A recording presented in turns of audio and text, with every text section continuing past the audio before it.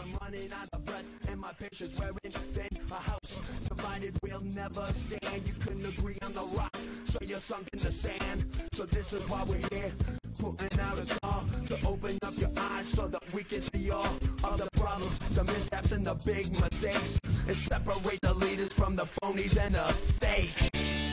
Brought to you in part by Spectacle Productions, volunteer television at its best. And the Paul H. and Angela R. Herring Fund, determined to make a difference. Also by the Juneteenth Committee, asking African Americans to join the village, and the Kwanzaa Committee, asking residents to bring the holiday home. The views expressed on this program are not necessarily the views of our volunteer staff and or supporters. Good evening, all you Flint constituents. Welcome to Common Ground. My name is Pamela Gerald and I am your host today, and I have a wonderful guest in the studio today, your mayor, Mr. Donald Williamson. Good evening, Mr. Mayor. How are you? I'm fantastic. So, how do you feel post-primary? How do you feel about the residents getting out and voting and voting to put you back in office? Well, I'm positive they will. You know, we've done a fantastic job since we come to Flint. And I believe that most people are fully aware of that. Mm-hmm. And just to recap, because most of the voters, they do know what you've done, tell some of the new voters that you would like to appeal to what you've done so far in the city of Flint. When I took over just under 38 months ago, we were $28 million upside down, bankrupt. And so the governor gave me the control of the place about 38 months ago. And since then, we've come up with a $9 million surplus. Wow. We've tore down over 700 structures, old houses. We've paved over 400 miles of lane highways. We put in 3 gigantic bridges, one on 12th Street, one on Grand Traverse Street, on 12, one on Garland Street and one on Beach Street, and another one over in Franklin. We bought 65 new police cars, bought all equipment to pave the streets, bought the equipment to tear the houses down, 45 pickup trucks, 24 snowplow trucks, 65 police cars. You know, we've come a long ways when you come to a city that was really bankrupt. And to see how we flourished and the things we've done so far, it's just a miracle. Okay, now, Mr. Mayor, a lot of people know you as the mayor, but they don't really know you, the person, the man. Tell your voters and the Flint constituents something about you, the mayor, and the man. What would you like the viewers to know about you? Let me say this here. I think everybody knows who we are.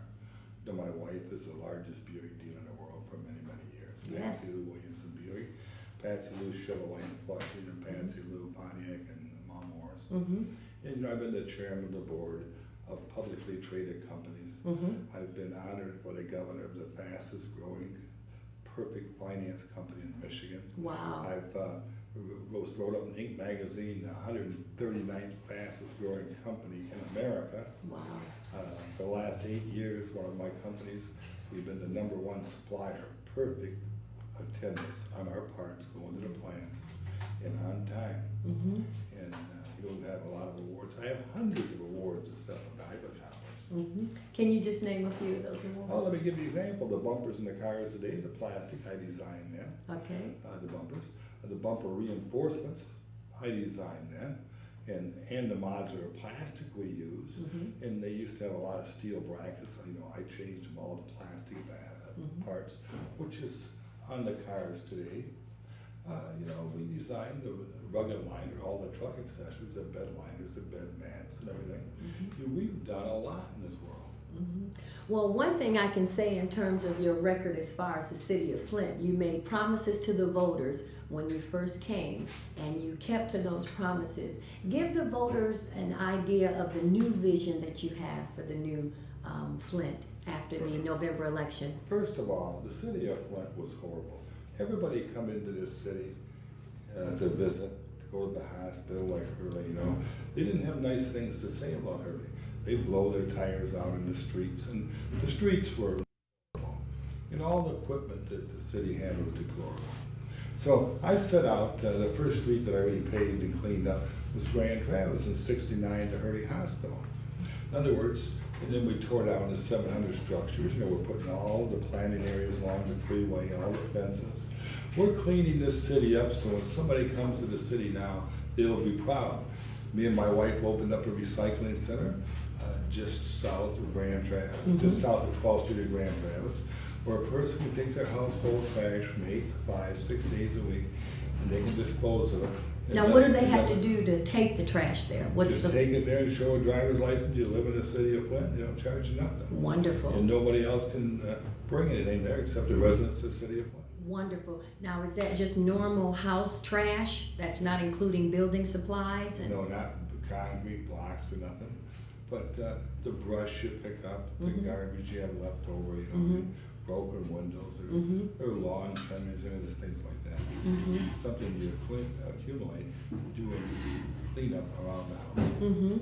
Now, I've noticed, and a couple of people have brought to my attention that after the primary, it seems to be a smoother environment between you and the council. Would you like to talk about that as far as? I don't think that, remember one thing, you know, I've been criticized for a lot of things, but really what I've been criticized for is saving the taxpayers' money.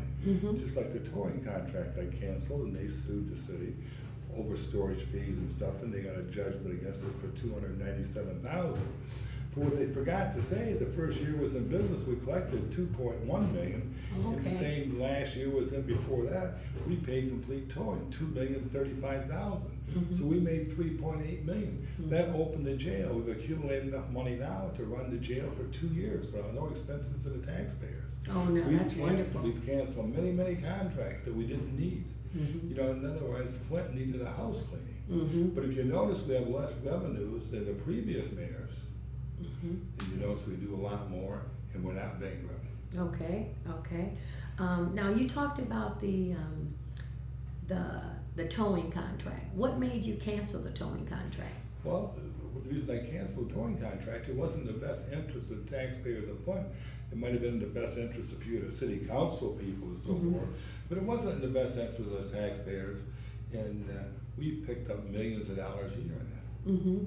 The city residents. I work for the city residents. I have to think for them. In other words, the judgments I make in business, I'm thinking for them, not personally, but the business climate. If we had kept going like we were, the city of Flint would have been bankrupt forever. And you're concerned about all the voters. You haven't just targeted voters on a certain end of town. You're concerned about all constituents, aren't you? That is 100% accurate. Now, what do you hear your voters asking you for in addition to everything that you see in the media? I was at your State of the City address. You did a wonderful job. This is the brochure from the State of the City address. It lists everything that you've done so far for the city of Flint. What do you hear your voters asking you for that they're in dire need of? We have several different groups of voters. Senior citizens want peace and quiet in a safe city, which is nothing wrong with that. So since we opened the jail on May 21st, we've had 3 homicides in Flint, and we settled them. We arrested all the people in the last few days. They want a safe city. They want a clean city, a city they can be proud of. And this is what I'm working with them in each one.